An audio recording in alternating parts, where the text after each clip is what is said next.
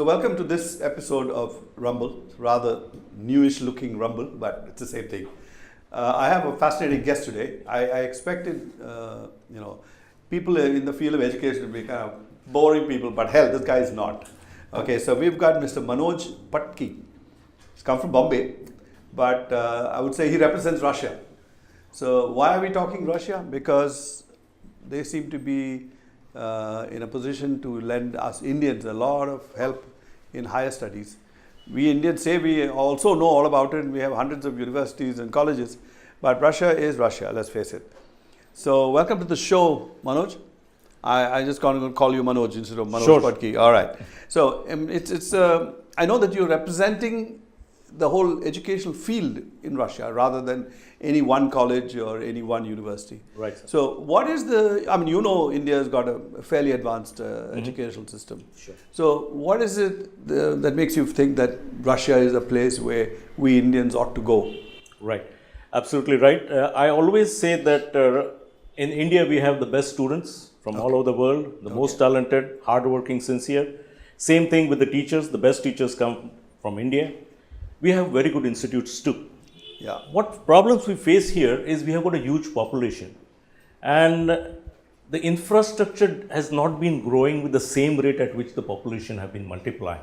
Okay. So what we see here, if you just to give you the statistics, we have a few lakhs of students appearing for a particular entrance exam, like for example, say medical, and we have got few thousand seats for the entrance. Okay. Now those students who don't get into the medical field, it does not mean that they were not eligible to become doctors, because eligibility criteria they have all cleared, most of them, more than 50% of them.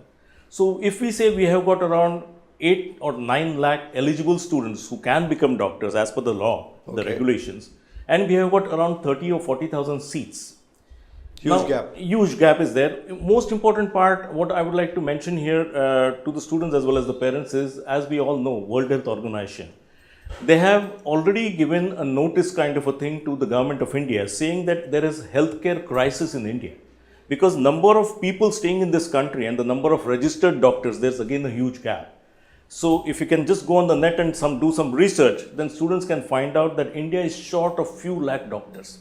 Now, if we keep on making this 30,000, 40,000 doctors every year, it will take around 20 years from now to complete this gap to get today's requirement. And by the time it will be again multiplied. Yeah. So what we say is that instead of compromising, Government of India made a provision. There was this bill which was presented in the Indian Parliament for amendment of IMC Act 1956.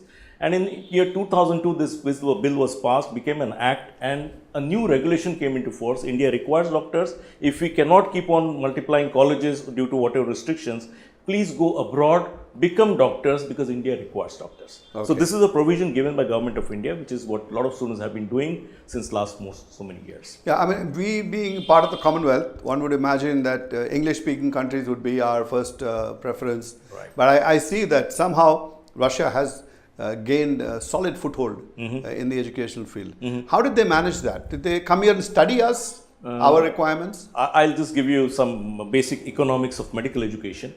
The basic economics of medical education is it almost requires 10 lakh rupees in Indian rupees, if we say, per year per student are the expenses for the institution. Okay, to somebody to become a doctor, because anatomy museums, libraries, laboratories, highly qualified professionals come, they have to maintain the hospitals, it's very expensive. Okay. We have two types of colleges here. We have government colleges, private colleges. Government colleges, the fees is in the range of around maybe 50,000, 70,000. Anyway. Because the government pays for the child's education. Yes. Through subsidies and grants, like you rightly mentioned. Private institutions, they have to make their profit also, because it's not some charity what they are running. And so they have to make more than 10 lakh rupees. So it could be sometimes 20 lakh or 30 lakh rupees what they have to charge. Yes. Now that also becomes very, very expensive. If you go around the world, like English-speaking countries, which the first destination is US, Canada, Australia, New Zealand, all these countries. Yes. For them also the cost is almost same. It comes to maybe around $20,000 to $25,000 per year. Plus, an Indian student's parents are not taxpayers for those countries, so why should they avail of the facilities which a local student from that country would avail, where they, the costs are less. So the universities will be padding up for their profits, and finally the cost would come to around $30,000 or $40,000 per year for medical studies any of the countries, anywhere in the world. $40,000 in Indian money is what? 25 Sir, it will lakhs? come to around 25 lakhs 25 plus lakhs food and a other year. expenses. Would be around 30 lakh rupees per year. So almost more than 1.5 crores plus whether you'll get visa or no, all those options are there. Okay. Now in Russia, what happens is, as students know, or you can just check on the net again and go and check the the map of Russian Federation. It is one of the most largest countries in the world today. Yes. It is 7 times larger than India. They have got huge natural resources. So they are number 1 country above Saudi Arabia extracting oil today. They have huge mines of diamonds, gas. They give heating systems up to Germany, to all these countries. They are into different kind of defense related manufacturing equipment. So they get a lot of foreign exchange from all these resources. When a foreign student is coming to their country, they don't look at it as a foreign exchange earner for them. And Indian student also benefits with the subsidies and grants, because we have got very strong diplomatic relations also. So there are some MOUs signed between the countries, and that is where sometimes if the expenses for them also is $20,000, the government pays maybe $10,000 or $15,000. So they also offer a certain subsidy to subsidies, and there are some scholarships. So eventually an Indian student would pay maybe around $5,000 or $6,000 in certain universities, that is 2.5 to 3 lakh rupees per year, which is quite affordable. Plus banks are giving loans. So that is where when you say they come into the picture. 4 lakhs, that is only the tutorial fee? Sir, that would include the university fees, the hostel stay for the full year, and medical insurance also. What is not included is food, local traveling, pocket money, personal expenses, which might go to somewhere in the range of around 10 to 12,000 rupees per month for a parent, for an Indian student, which is not too big an amount, because like in European countries like Germany, France, from what I can make out from what you're saying, this is ridiculously cheap. Yes, sir. That is one of the reasons why students have been going for last so many years. More than 25 years we have been guiding students. Okay, so I'm surprised that this sort of information is not already widely disseminated. I mean, it should be the first option actually at this kind of cost. True. It all matches Indian costs. Right, you're absolutely right, because what has happened today is because of a lot of restrictions, and the colleges have to increase their fees. So in fact, foreign education, and especially Russia, becomes a first option destination, because this year also we had some students who came, sir, I secured admission in India, but I cannot pay the fees. Okay. That's the kind of case. Those are very good students, and they take these options. They have been going.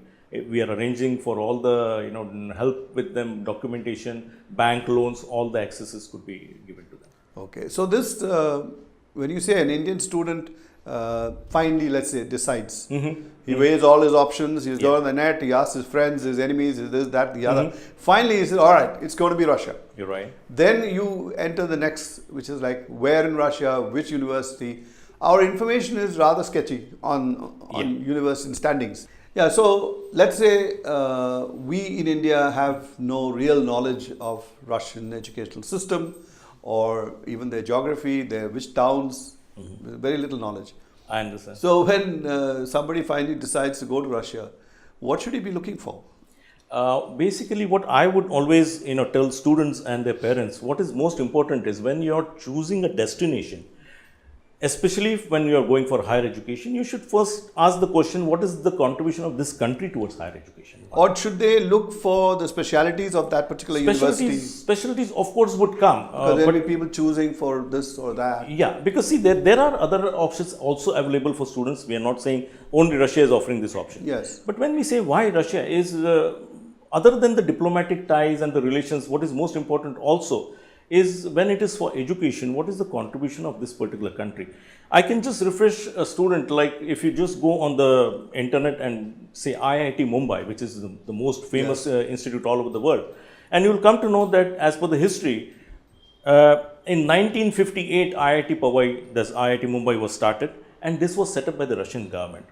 They brought the professors, teachers from Russia. They brought the equipment from Russia. Funding was given by UNESCO and Russian government. I think this is something almost like a state secret. Nobody knows about it. Nobody knows, but you can check on the IIT website. Okay, and you'll come to know that IIT was set up by the Russian government here.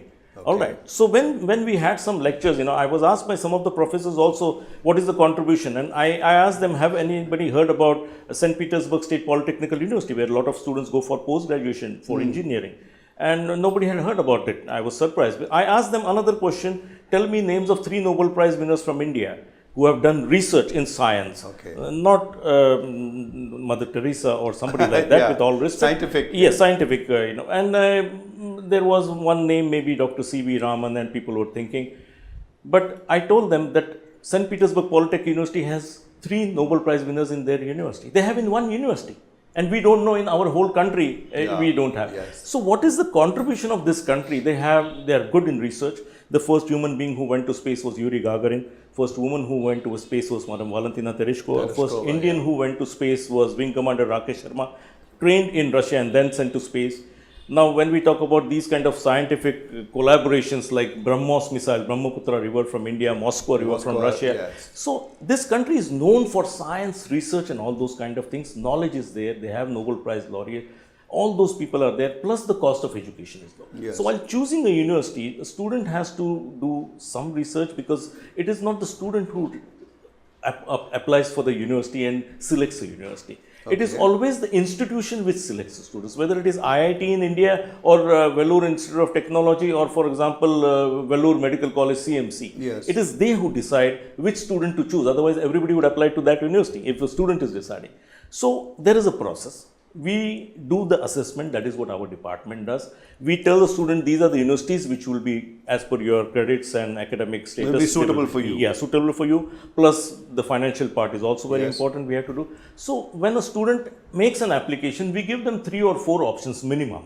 Out of that, he has a choice, he can choose. So how does a student in India, with no help from any of his peers or even his college, because they're all equally ignorant about it, how will they independently arrive at a decision as to which college should I go to in Russia? Let's say he's assumed that, okay, Russia suits me, budget-wise, timing-wise, qualification, all fine. Right. Now, how do I go? Right. So what is the first step? What a student does is, when they get in touch with our office here, okay, we do the assessment once we receive the application. What are his scores in 10th standard, +2? Okay. What all he has done additional, okay. They don't have to give any entrance exam. That is one of the benefits, because the degrees are accepted. Plus, Medical Council of India in India, what they do is they issue a certificate to every student who wants to go and study medicine abroad. So they give the eligibility certificate. So a student need not go to Delhi and do all those things. That's all is done through our office. No, I'm also talking about suitability of those colleges. Like, you're absolutely, stumped. You don't know the names. Even if it's written in Cyrillic script, you can't even read it. Yes. So, but from that, you still have to choose the college that you would like to apply to. Right. How would that happen? So what is important is, luckily all universities in Russia are government universities, they are state universities, so there is no such thing as private or illegal or not recognized college. They are all recognized in India as well as all over the world. They are all listed with the World Health Organization, the WHO.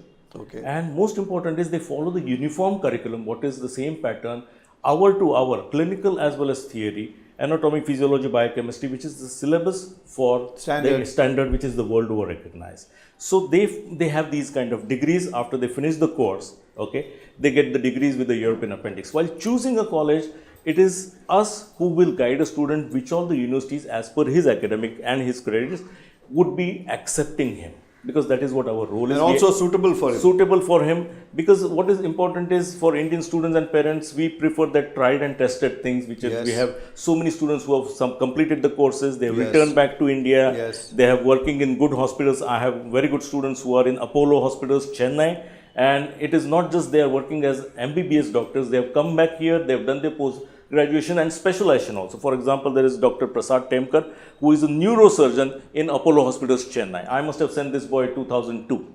So, we have been doing this for last so many years. I have references, we give references to students, a lot of parents. In fact, and do also students go back to for some kind of refresher courses? It'll be appropriate for them to go back to the same. Some of the students, they go for post graduations, because again, post graduations, it is not too easy to get in India after whether you do it from India or from a foreign country. So some of the doctors from India who completed the courses from India, they go there for post graduations also. Okay. Okay. Plus super specialization, some of the courses are available. Most of the students, they prefer to come back to India and work. That's what they have been doing. Some of our students are professors in medical colleges here. They teach the students who go through these NEET and all these processes. Okay. Some of the students are in US, Canada, Australia, all these other countries also, because the knowledge what they get is in English medium instruction. Yes. That is, I think, one of the questions what you had asked me. And they are told and taught the language, which is a local language, because they have to interact with the patients. So those options also, they'll be groomed, trained perfectly, given all the documents, and we are with them till they finish their course and come back. So considering a doctor or a student in his training time, he has to, shall I say, examine patients, Right. interact with them. So a certain amount of local language knowledge would be essential. Absolutely. So is that also imparted during the same course, or do they have to do that and then go? Right, this is very, very important. For example, wherever a student comes from and does his medical course, the international regulation says you should be aware of the local language. Now in India we have, every state we have a different language, and so it's many very of them. difficult to get teachers teaching so many different languages to students, because through need they'll be going from one place to another place. In Russia what they do is, because students come from 40 to 50 different countries, each university to study medicine. So Russian language is part of the curriculum. The courses are in English, the books will be in English, exams will be in English. But there is also one Russian subject. language also is taught. So whenever they visit the hospitals for the clinical part, interacting with the patient, the hospital staff, that all is, they are made comfortable. In fact, we give additional, assistance to the student before our students leave India. Our students can read, write and speak Russian, because we have Russian language classes here. Okay. So that is how we groom them, we train them, and then only we forward. So I guess this is no different from an Indian student from Bengal or Maharashtra, because he's got his own language, but yet he has to learn English. Yeah. Same way, he'll learn whatever he wants, but he'll also learn Russian. Yes. So he can interact with the local patients. Right, sir. So that's taken care of. Yes, sir. Absolutely. So now I was finally kind of thinking of asking you about the fee, because that is so critical in India. People will change a good university because it's slightly more expensive than another university. Right, yes. Which is not the right thing to do. You should Absolutely, go for absolutely. reputation and what they are good for. But still, it is something that's critical. Right. People don't want to go bankrupt educating their kids. Yeah. So what would it cost an average medical student? Right. See, this is a very important question for us, because correct information is the most important part when a student is taking this kind of decision. Yes. And luckily, the universities in Russia, they don't keep on changing their fee structure once a student makes an application and is given an admission. There is a contract which is signed by the student and the university. The fees will not change till this student finishes his course. So you don't get a surprise in the morning. No surprises in the morning for the parents too. So what happens is, the fees range between around, the most popular universities which are where students are going would be in the range of around 3 lakh rupees, Indian rupees, to say around 5 lakh Indian rupees per year. Per year? Per year. Isn't that cheap? I mean, I hate to use this word, but I've been reading in Indian media that Indian medical colleges charge far greater amounts. Yes, that's quite true. And in compared to other countries in the world also, this is much more cheaper because of the benefits, the facilities offered by the Russian government, subsidies and the grants for the foreign students. Yes. And 3 to 5 lakh rupees also would include university fees, hostel stay for the full year, and medical insurance also. So what is not included is food, local traveling, pocket money, which will come to in the range of around $10,000 to $12,000, depending on the person's lifestyle. I just would want to make this point clear for the students as well as parents, because we keep on receiving certain complaints, the International Students Department for Russian universities, and students from all over India, they make applications, but sometimes some people, they promise them that there is Indian food, Indian mess available in this universities. There is no such thing as Indian mess in any of the Russian universities, because like I said, there are students coming from 40 different countries. One of them is India. Yes. Somebody from South India would say, I want Tair Sadam. Somebody would say, I want Idli Sambar. And it's not possible. So please don't believe, please don't pay any money to anybody for food and all those kind of things in India, because this is not available. Whatever is available, the Russian universities have department which is called the International Students Department, which is Edurussia, which is what I've been heading for last more than 20 years.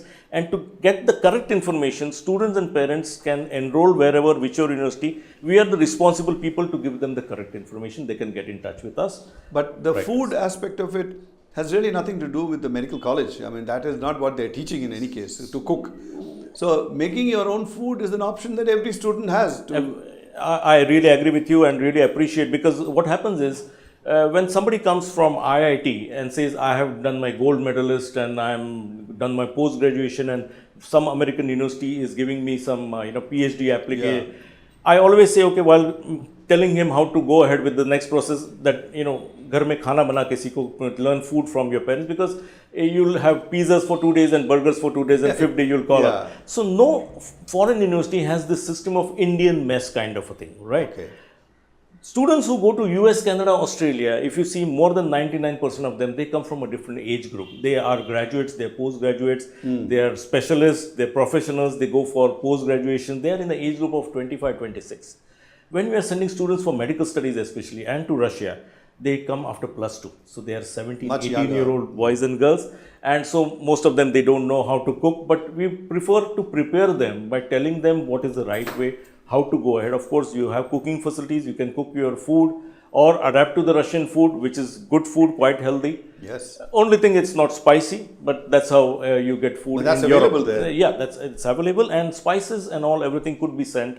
Later on also, it goes by speed post. That's how students have been doing. I mean, nobody should make that as a reason to go or not to go to a university. I mean, just what kind of food am I going to get? Right. That you'll have to learn, because medical, in any case, is a tough profession. Yeah. So not getting mother's home cooked food is a small price to pay for an extremely good education. Absolutely. But the other thing is, everybody wants to know how much of international papers and all that are published by Russian universities, Russian colleges. Sure. So as you said, they are there very much in the forefront. Yes. And there's lots to be seen on the net where they want to inspect. Yes, there are a lot of links which we forward it to our students, because this is a regular thing which keeps on happening. A lot of faculty from European universities, medical universities, or even the Canadian medical universities, they come to these universities. There's a student exchange, there's a faculty exchange, and all these processes are going on since last many years. So Russians are quite open when it comes to higher education. They are free to accept and give. As for the interaction between Indian students and the local population, nobody can expect them to come out of the way and take you home and give you a meal. But historically, they have been very friendly with India. Right. I mean, as far as I remember, we've had frequent exchanges of people, ideas. Sure. We've supported each other in war and peace. True. So absolutely. So this should be a good place. Yeah. To For a Russian person, right from Raj Kapoor days, they know Indian films, and they follow Indian films, and they've been doing that. Of course, students who would be going currently would say, okay, Raj Kapoor was, what I'm talking is 50 years back, but I can tell students, when I was in the marketplace in Moscow, and they ask me, you're from India, and then they say Atika Khandala. So if they follow this, there is a good culture exchange. Yes. Indian Embassy is supporting that, and they are doing their promotions for this also. Honorable Prime Minister Mr. Modi has been visiting Russia quite often. There is a lot of this interaction going on. So with especially Russians, they love Indians, I can say, and Indian students also have a lot of support from the teachers as well as the colleague co-students. And I said the idea of going abroad to study is not obviously only the studies. Yeah. There's a cultural side to it, educational side to it, human relations, all that. Absolutely. And I know that Russia is packed with historical places, places to go. So will these students be allowed to get out of their universities and wander around the country when they get a break? Yeah, of course. Students are allowed, because the visa what we issue, the name of the university is mentioned on the visa. So it is not that the student, once he enters, he goes to whichever university he wishes. He has to go where the admission has been done. But after that, while training and during the holidays, they are free to travel any place to any place. For example, recently there were holidays, the summer holidays, and 2 months, some of my students from one university called Tambo State University, which is mid-level in Russian Federation, they traveled all over Russia in their own car, more than 6,000 miles. So you're free. There's no fuel restrictions. is cheap in Russia. Absolutely, sir. So when you finish your course, the first graduate course, what is the kind of certificate that you're given? Is it matches what is given in India? Is it a similar kind of? This is the most important question, because I would like to mention here, the first degree which is offered in India, Pakistan, Afghanistan, Nepal, Sri Lanka, Bangladesh, 7-8 countries, is called MBBS. When you do your medical studies anywhere else in the world, the first degree which is offered is called MD Physician. Okay. MD physician is not a post-graduation, it is equated as MBBS in India. Okay. So when a student finishes the course, there is a certain documentation which is done by our office, International Students Department in Russia, where Indian Embassy will be attesting the documents. The student will be coming back to India. They have to appear for a screening test which will be conducted by the national board, and this is how the whole process will be taken. So it's almost like the Indian system. Yes, yes. So students can be assured that you go with Edurussia, right? Right, sir. Yeah, you will be looked after well. Sure. So thank you for coming. It's been lovely, and we should talk much more because I think there's more to be talked about. Right, sir. Thank you so much. My Thank pleasure. you.